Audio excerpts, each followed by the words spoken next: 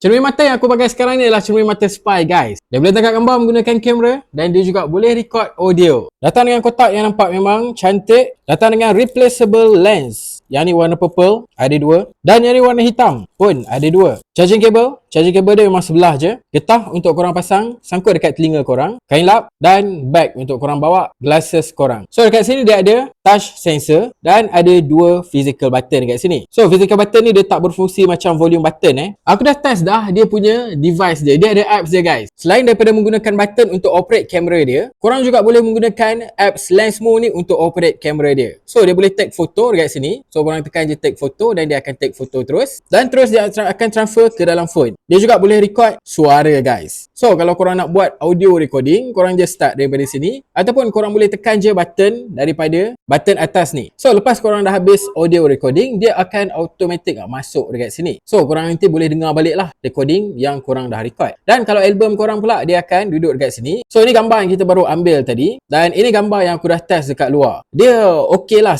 sekadar bukti. Dia taklah high resolution. Okay, jadi kalau korang zoom gambar-gambar macam ni, dia tak detail lah. Not bad kalau korang nak gunakan ni sebagai spy glasses. Dan kalau korang nak gunakan untuk korang buat dengar TikTok, buka lagu dan sebagainya, it's okay. Sebab dia punya speaker dia memang boleh dengar dengan baik. Agak kuat juga. Speaker dia ada ngam-ngam dekat bahagian telinga kita ni. Kalau korang minat, check out terus dekat bag kuning kat bawah.